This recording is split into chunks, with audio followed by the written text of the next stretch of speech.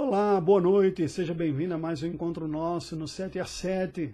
Nesta noite, refletindo ainda sobre o mesmo tema do amor.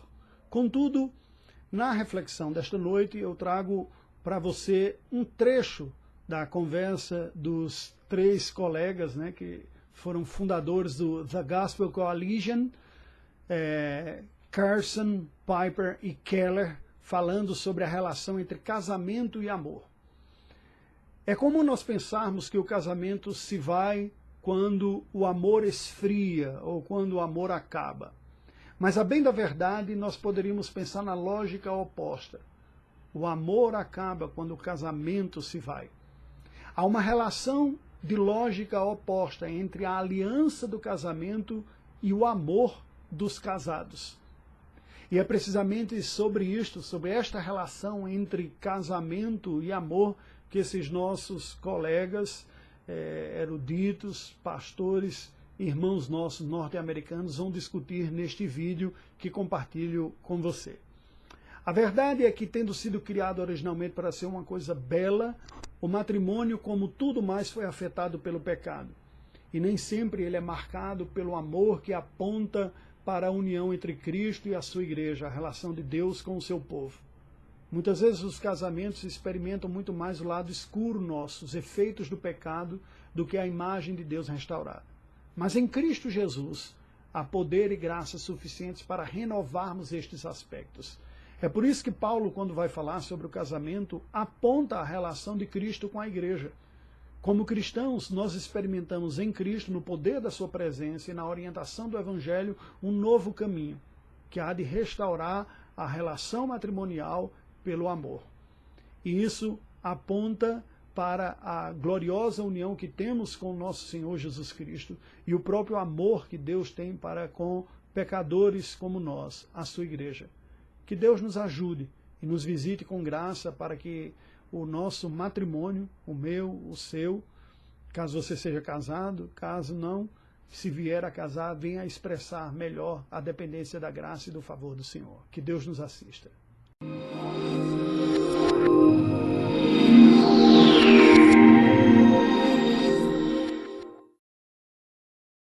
So we're all in our 60s. That's kind of the theme of this thing, and we've all been married a long time, like 42 here. 37 coming up. 37 coming up. All to the same woman.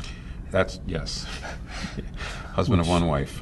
It is a precious thing. So a key of longevity. I read Bonhoeffer the other day, and I tweeted about it, I think, and he said to a couple he was marrying, the covenant from this day forward sustains the love, not the love, the covenant. And I, at 42 years of marriage, feel very strongly that needs emphasizing, that romance and falling in love is a beautiful thing, and re-falling in love again and again is important. And that re-falling in love after seasons of pain can be sustained only if you elevate covenant above those affections and that romance. So that's kind of my main message to the younger fellas and gals who would say, what do you want to tell us about our marriages? And I would want to say, you have covenanted, and God has created, God has united this, and you have covenanted. That covenant exists. It exists. Your affections, they exist, and then they don't exist. You get angry, and then you don't get angry. You feel so mad, you'd wonder, where did all that affection go? And that can be reborn because there's this massive platform. In popular terms, I heard that on British TV when I was doing doctoral studies in the early 70s. There was this old man who was being interviewed, who had been married for something like 60 years or 65 years, and his wife was there with him. And the interviewer was saying, during all this time, haven't you ever considered divorce? And he bristled. Divorce? Divorce? Never, never. Murder often. Divorce never. No, obviously you can make that sound ridiculous, but it's got a point. It does have a point. It does have a point. I think I agree. You know, Lewis Smedes wrote an article called "The Power of Promising" in Christianity Today back in the '80s, and he was already up there in age. And he was talking about his marriage promise, and he said, "My wife has been married to 5 men. Every one of them has been me." And he says the one thing, the thread that kept all 5 of them together is my promise. My promise is I will be there for you. I will be faithful to you. And he's trying to get across the fact that you change, your spouse changes. And it reminds me a little bit of Stanley Hauerwas, who says you always marry the wrong person, which means even if you think you're marrying the right person, marriage is such a big deal that once you actually get together, you start to change each other. And so the basis of your marriage can't be the feeling, and the basis of your marriage can't even be we're just kindred spirits, because your spirits will go in and out of being kindred. The thing that keeps it is the promise. I made a promise. I've made an appointment with you in the future to be your husband every year. I think you're absolutely right. It's a covenant. Yeah, and we've got to go because each of us has things to do here. But I would just underline, if that sounds too duty-oriented for people, that's the ground in which the flower grows. That's the ground, because if you're in a season right now where the flower is wilted, and you think the solution is to pull the plant up, that's not the solution.